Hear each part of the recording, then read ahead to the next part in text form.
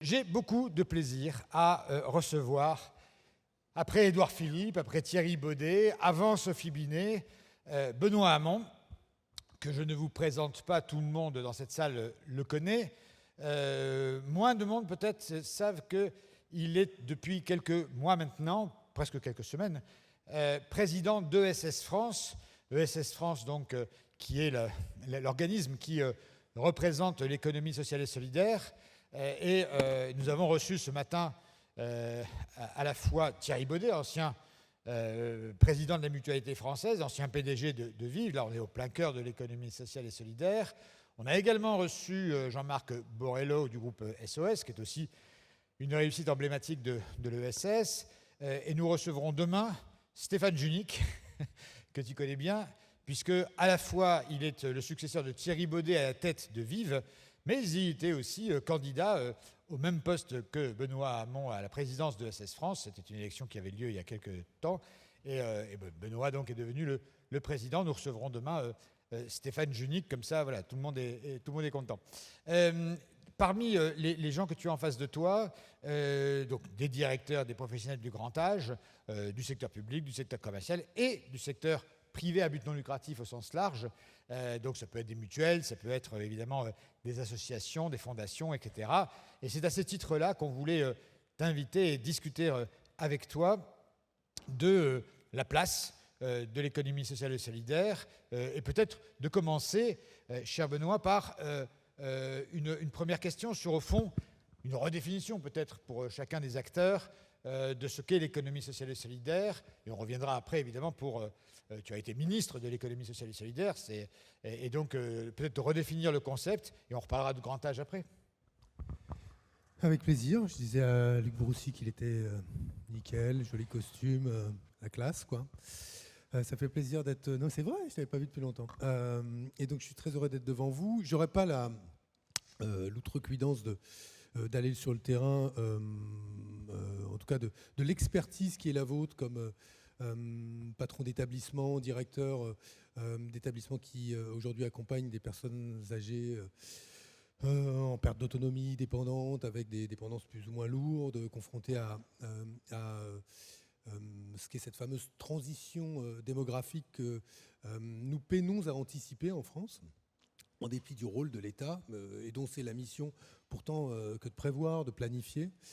Mais quelques mots sur l'ESS. Vous savez que l'économie sociale et solidaire, en tout cas les modèles non lucratifs, ce n'est pas une petite fraction du champ de l'économie du grand âge, et en l'occurrence de la prise en charge des personnes âgées et des personnes âgées dépendantes, puisqu'on parle à peu près, je crois, de 30% des établissements qui sont privés non lucratifs. Plus généralement, l'économie sociale et solidaire, ce sont tous les modèles non lucratifs et démocratiques. Et sur une question comme celle que vous adressez, et plus généralement sur toutes les grandes transitions, il me semble aujourd'hui, c'est en tout cas le cœur du plaidoyer que je construis en direction des pouvoirs publics, mais aussi de l'opinion publique française et européenne, qu'il est crucial aujourd'hui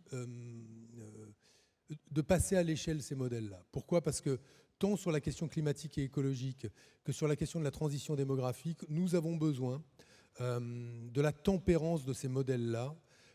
Nous avons besoin d'avoir des politiques publiques en matière de lutte contre le dérèglement climatique, de maintien de la biodiversité, de prise en charge donc du grand âge, de prise en charge des personnes vulnérables, qui soient le plus possible mises à l'abri de ce que sont les convulsions des marchés financiers, voire d'arbitrages tout à fait sordides qui peuvent être pris et qui privilégieront à un moment le fait de faire remonter des dividendes plutôt que d'assurer les investissements nécessaires pour assurer la qualité de vie au travail ou la qualité des soins qui sont assurés aux résidents. Donc on a aujourd'hui des gros enjeux sur le passage à l'échelle de l'ESS, pas simplement parce que je suis à la tête de ESS France. J'ai toujours considéré qu'on avait besoin de biodiversité en économie, comme dans la nature, et qu'on avait là des modèles entrepreneuriaux qui sont plus prédisposés que d'autres à l'innovation sociale et à concilier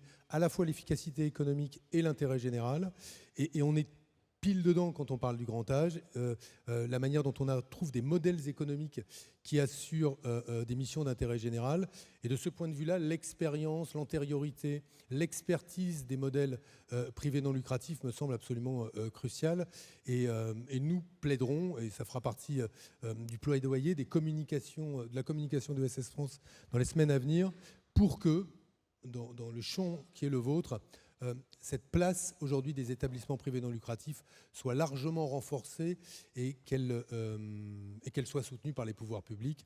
Il va y avoir un plan de développement de l'ESS mis en place par normalement l'État sur, non pas injonction, mais sur inspiration de l'Union européenne. Ça fera partie des sujets sur lesquels on va contribuer à structurer des filières et à accentuer la place du privé non lucratif. Alors, assez paradoxalement, l'ESS est né aussi à la fois d'une volonté de se démarquer du marché, ou en tout cas du secteur marchand, mais en même temps avec la volonté de donner un peu une nouvelle modernité au secteur privé à but non lucratif. Parce que des associations, des fondations, il en existe depuis des décennies et des décennies. Qu'est-ce qui a amené ce concept d'ESS, lorsque tu étais ministre, mais a fortiori maintenant avec ESS France, qu'est-ce que ça amène de plus que finalement la continuité de ce qu'est le secteur privé à but non lucratif depuis des décennies? Bon, d'abord, je vais faire un petit renversement de perspective. Il y a quand même quelque chose d'assez curieux. D'ailleurs, j'ai une photo en noir et blanc, là, dont je me vois. C'est que quand on se représente l'ESS, on a tendance à se représenter l'ESS avec un vieux monsieur avec une longue barbe, en redingote, un haut de forme et un monocle, comme si l'ESS était l'économie de la fin du 19e et du début du 20e, à l'époque où on parlait coopérative mutuelle, et que ces modèles-là étaient des modèles archaïques. La réalité, c'est que c'est la réponse, à l'époque, de celles et ceux qui produisent, les travailleurs, à un modèle qui les étreint, qui les fragilise, qui les rend plus vulnérables, qui est le modèle capitaliste. Il faut quand même se souvenir que le modèle ESS est un modèle plus jeune que le modèle auquel il répond, le modèle capitaliste classique, d'ailleurs, qui trouve une définition de l'entreprise qui date du Code civil. La première définition de l'entreprise date du Code civil, celle qui dit globalement que l'entreprise a comme but principal d'enrichir ses propriétaires, et elle va durer longtemps. On va se poser la question de la définition de l'entreprise dans le Code civil, dans la fameuse commission Attali. Elle va trouver dans la loi Pacte une petite transformation, mais en réalité, si on pense les cycles historiques, l'ESS est un modèle entrepreneurial beaucoup plus jeune, à mes yeux bien plus moderne parce qu'il intègre l'intérêt général, que le modèle classique. Et j'observe que quand la loi Pacte s'intéresse au-delà de la RSE à la question de la manière dont les entreprises conventionnelles adressent l'intérêt général, elle s'inspire pour partie de ce qui s'est passé dans l'ESS. Elle fait la loi Pacte et elle crée les sociétés à mission. Moi, je vous assure, pour le coup, je ne suis pas du tout sectaire. Moi, plus des entreprises décident de pivoter et décident d'intégrer à leur objet social une mission d'intérêt général, plus je m'en réjouis. Mais par pitié qu'on ne présente pas ça comme la panacée ou comme le modèle ultime de l'exemplarité, quand on voit par exemple que ce qui était l'étendard, ou l'entreprise qui était l'étendard des sociétés à mission en France, le groupe Danone, qui se choisit comme mission, une mission qui touche à l'alimentation et à la santé, décide de retirer le Nutri-Score de ces yaourts parce qu'ils ne sont plus dans les clous de ce que sont les exigences en termes de santé publique posées par, en l'occurrence, l'État, le gouvernement et donc le peuple français. Donc, on voit bien qu'il y a là des modèles qui sont des modèles en construction, qui s'inspirent pour partie des modèles ESS, mais que, moi, en tout cas, la démarche que j'ai vis-à-vis de ces entreprises-là, elle est toujours de dire, chiche, rejoignez-nous, devenez à lucrativité limitée, choisissez des modes de gouvernance démocratique et c'est ça le plus important me semble-t-il, et c'est la réflexion que nous devons avoir, partage le pouvoir. Parce qu'au fond, c'est toujours une affaire de pouvoir. Dans l'entreprise, comme dans la société et dans la cité, c'est toujours une affaire de pouvoir. Et ce que change radicalement l'entreprise de l'ESS, c'est qu'elle dit le pouvoir n'est plus le monopole du détenteur du capital. Et ce n'est pas juste le détenteur d'une action qui s'ouvre à toutes les parties prenantes pour prendre une décision, il partage le pouvoir, en l'occurrence, à part égale dans l'entreprise de l'ESS, et c'est ça qui est moderne et permet une démocratie dans l'entreprise et de renouer, je me permets cette petite citation, en plus dans cet endroit, ça va parler encore à quelques-uns, mais Jean Jaurès avait dit, et je trouve que sa réflexion devrait nous inspirer aujourd'hui, que la République était restée finalement au milieu du gué quand elle était restée aux portes de l'atelier. Et il avait dit qu'il faudrait que la République entre dans l'atelier pour que celui qui est souverain dans la cité, vous, quand vous votez, le soyez toujours quand vous travaillez. Et quand vous êtes dans l'entreprise et l'économie, il ne fallait pas, disait-il, que l'économie soit finalement une forme de sanctuaire à l'abri de ce que nous avions voulu construire dans la cité, c'est-à-dire la souveraineté des citoyens. Je crois qu'autour de cette notion de citoyenneté économique, chemin vers lequel tendent beaucoup d'entreprises conventionnelles qui réfléchissent à la manière d'adresser l'intérêt général, c'est-à-dire d'encastrer à leur propre mission ce qu'ils observent autour d'eux sur la question climatique, la question sociale. Je crois là qu'on a un sujet intéressant, pour peu qu'on touche un peu sérieusement à la question du partage du pouvoir aussi dans l'entreprise. Alors vous allez me dire, c'est des réflexions de long terme. J'espère que ce ne sera pas à si long terme, parce qu'en l'occurrence, les transitions dont on parle et vis-à-vis desquelles il faut des réponses urgentes, tant sur la transition écologique, climatique que démographique, appellent justement des réponses politiques aujourd'hui, et pas demain ou après-demain. Alors, l'ESS, on voit bien la différence et la césure avec, une fois plus, le secteur marchand. Est-ce qu'il y a une façon de... Donc, il y a une spécificité dans le rapport au profit. Est-ce qu'il y a une spécificité en matière de gouvernance? Est-ce que vous avez des réflexions là-dessus? La gouvernance, au fond, d'une entreprise, d'un conseil d'administration, on voit bien ce que c'est. On voit bien ce que peut être la gouvernance dans le secteur public, avec des responsables politiques. C'est quoi la gouvernance ou quelles innovations auxquelles vous réfléchissez dans ce secteur de l'ESS? On voit, nous, dans le secteur du grand âge, des modes de gouvernance très diverses. Dans le secteur de l'économie sociale et solidaire, des conseils d'administration avec plus ou moins de bénévoles, des gouvernances beaucoup plus proches du management. Enfin, il y a vraiment un kaléidoscope de modalités de gouvernance. Est-ce que c'est une réflexion que vous avez, vous, au sein de l'ESS France? Est-ce que c'est une caractéristique, ça doit être une caractéristique de l'ESS? Alors, oui, et en admettant immédiatement qu'on peut nous-mêmes et qu'on doit nous-mêmes mieux faire. On ne peut pas se targuer d'être l'économie de la démocratie et de la non-lucrativité et finalement ne pas prendre soin nous-mêmes des espaces démocratiques que nous avons créés ou dont nous avons hérité. Je m'explique. Je crois vraiment que dans un moment comme celui que nous traversons, qui nous amène à concevoir la démocratie comme quelque chose de fragile, c'est un peu la rose du petit prince, quoi. Si tu t'en prends pas soin, elle finira par mourir. Et on a le sentiment qu'aujourd'hui, faute d'avoir suffisamment pris soin de la démocratie, d'avoir cru que c'était un bien commun acquis pour toujours, nous mesurons que celle-ci est beaucoup plus fragile, beaucoup plus friable qu'elle ne l'était auparavant. Et c'est la raison pour laquelle, de ce point de vue, il y a une responsabilité, et que je dis bien une responsabilité pour elles-mêmes, mais pour tous les autres des entreprises de l'ESS. Au sens où, à partir du moment où elles ont créé des espaces démocratiques, il faut que ce soit de véritables espaces démocratiques. Parce qu'à chaque fois, me semble-t-il, qu'un de ces espaces démocratiques, même quand il a été construit de manière volontaire par les sociétaires d'une mutuelle, par exemple, ou par des coopérateurs, chaque fois qu'un de ces espaces démocratiques s'éteint, qu'une porte s'éteint ou qu'on éteint la lumière, au bout du compte, aujourd'hui, eu égard à la situation de la démocratie en général, nous dégradons, nous appauvrissons, me semble-t-il, la qualité de vie démocratique en France. Alors, quelle responsabilité cela nous crée-t-il? Nous constatons, et ça, personne, je crois, ne me contredira là-dessus dans l'ESS,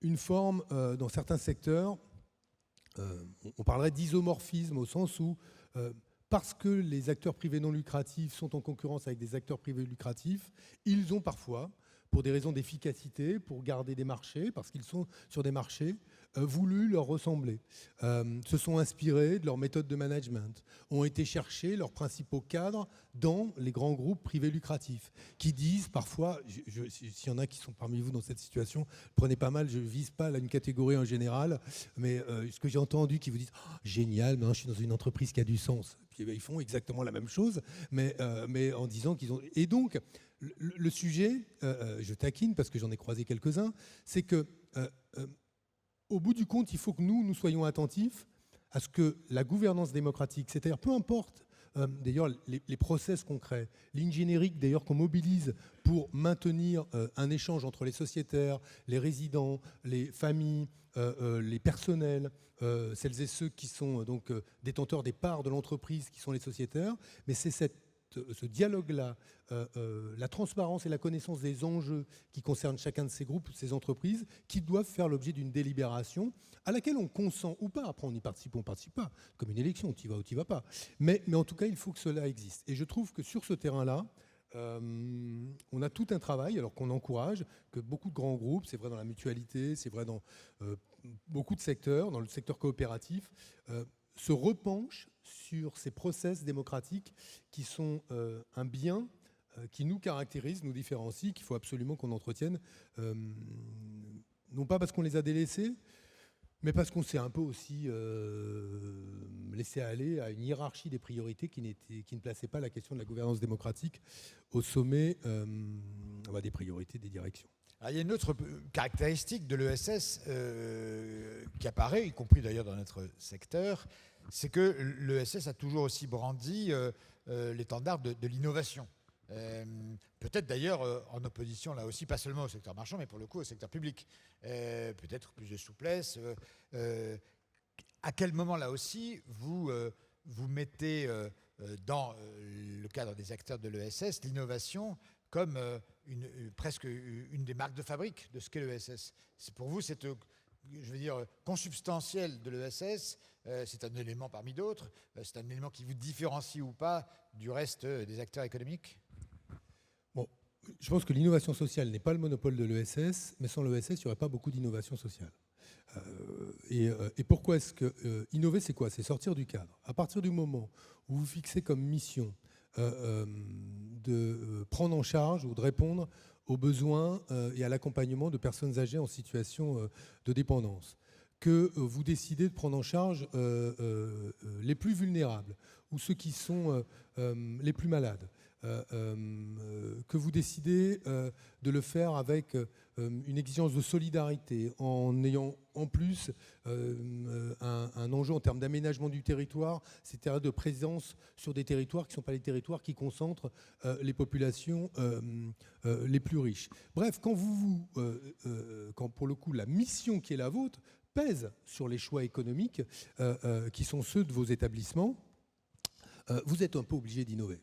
Vous êtes obligé de trouver des solutions qui vous amènent à penser, à hybrider parfois la prise en charge des personnes âgées avec d'autres activités, à penser l'accompagnement différent, à ouvrir vos établissements, que sais-je encore.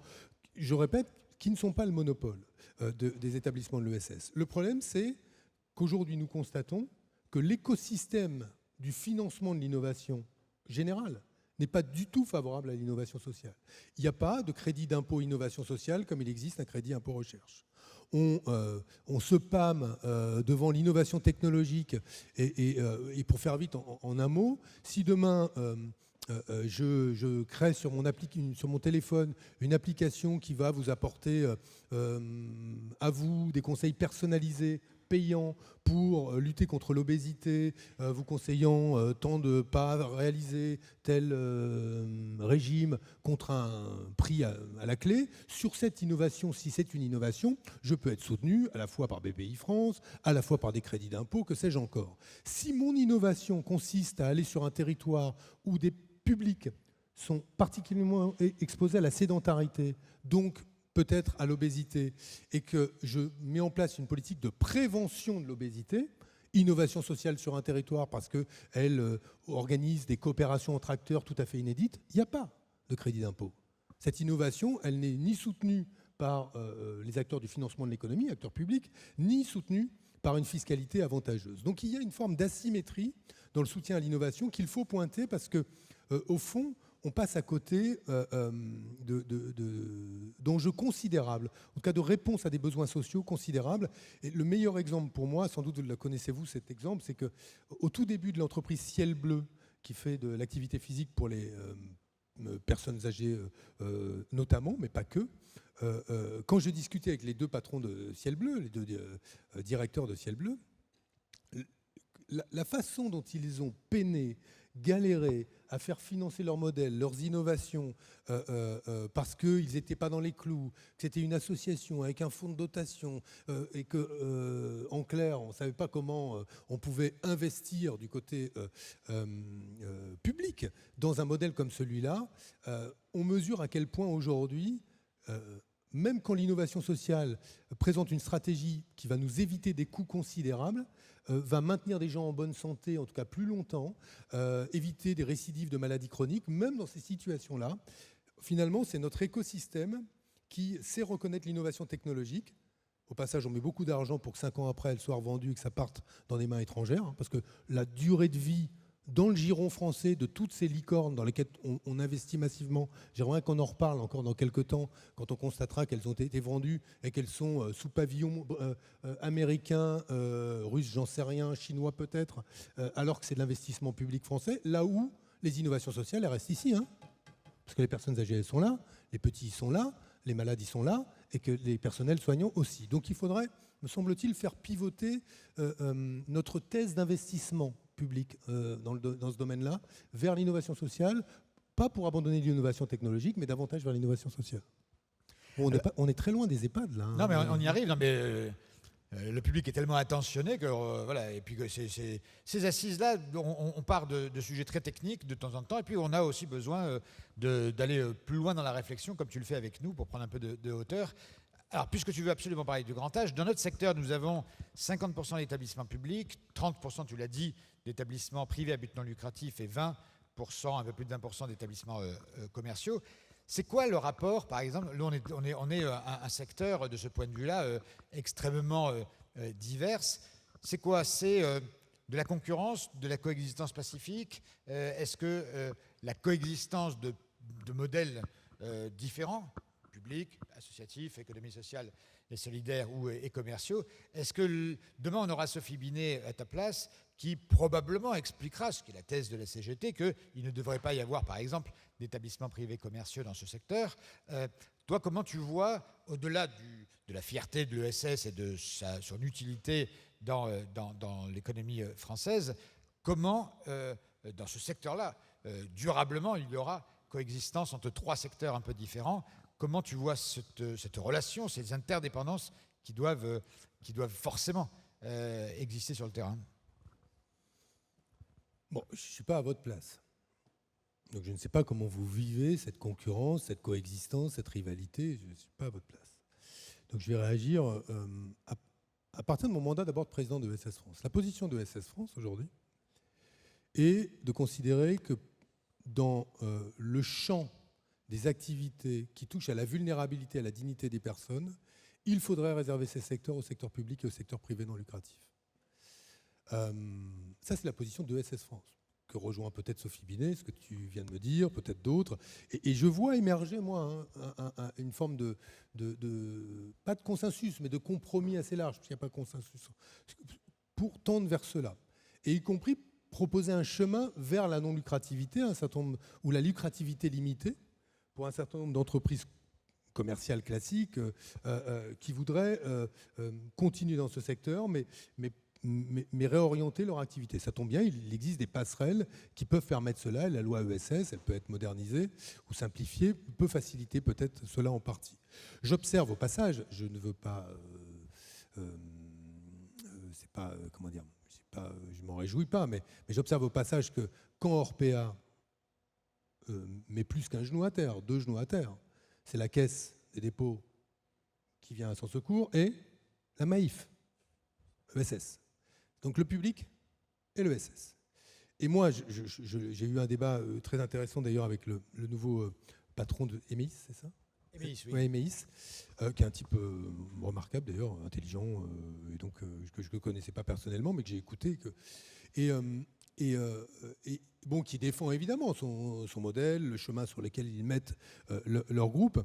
Mais moi, je pense que la crédibilité serait de proposer un chemin vers la lucrativité limitée et pas juste un moratoire sur les dividendes à un moment où on ne peut pas faire remonter de dividendes, par ailleurs.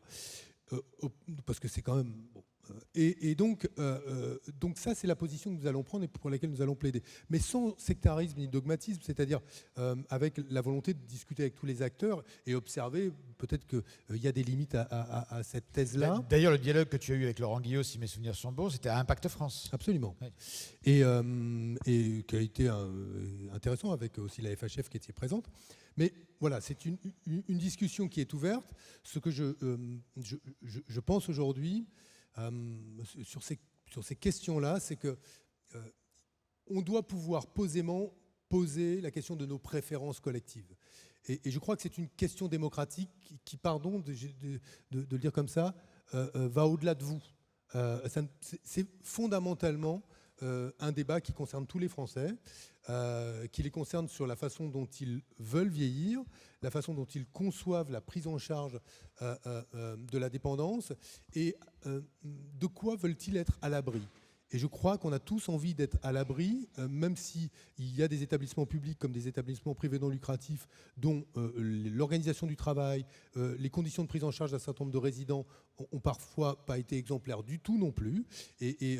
Mais je crois qu'on doit pouvoir se dire qu'on veut être à l'abri d'arbitrages qui pourraient exister un jour et qui trancheraient en faveur de la performance financière ou d'une remontée de dividendes plutôt que des conditions de vie et du respect des droits fondamentaux des résidents. Au passage, le rapport de la défenseur des droits a été très utile sur les taux d'encadrement, le boulot considérable qu'avait fait Jérôme Gage et qui chiffrait les moyens qui sont nécessaires. Elle nous montre la hauteur de la bosse, et on voit qu'elle est considérable. Elle est considérable sur le plan démographique et donc elle est considérable sur le plan budgétaire et financier. Donc on est bien devant des enjeux qui supposent un vrai débat démocratique et pas, pardon de le dire, mais une régulation à la petite semaine d'une année sur l'autre où finalement il n'y a pas véritablement de boussole sinon de répondre à une situation d'urgence créée par à la fois le Covid, l'augmentation de la masse salariale pour ce qui vous concerne, donc le moins grand nombre de résidents et des situations de déficit qui deviennent structurelles.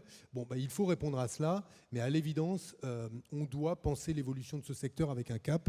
Et me semble-t-il, en tout cas cette proposition-là est une proposition sérieuse qui doit être débattue à la fois par l'Assemblée nationale quand elle se réunira, le gouvernement quand il sera nommé, et toutes celles et ceux qui veulent y participer. Et qu'il me soit permis de rajouter, d'ailleurs au passage, que quand il n'y a pas de majorité parlementaire, c'est pas stupide, je le glisse à l'oreille du futur gouvernement, d'aller chercher du côté de la majorité sociale des espaces dans lesquels on discute des grandes transformations. Et on le voit bien sur des sujets comme la fin de vie, sur les sujets comme le grand âge, sur les sujets comme la transition écologique. Je pense que tout gouvernement aujourd'hui, peu importe le nom du Premier ministre, serait bien inspiré de proposer à la société civile des espaces de décision pour légitimer les choix qu'il fera, parce que c'est plus simple de revenir devant un Parlement, même quand on n'est pas majoritaire, avec le soutien de la société civile, que quand on a pour soi que sa bonne volonté, les conseils de quelques remarquables énarques dans son cabinet et l'expertise de son administration.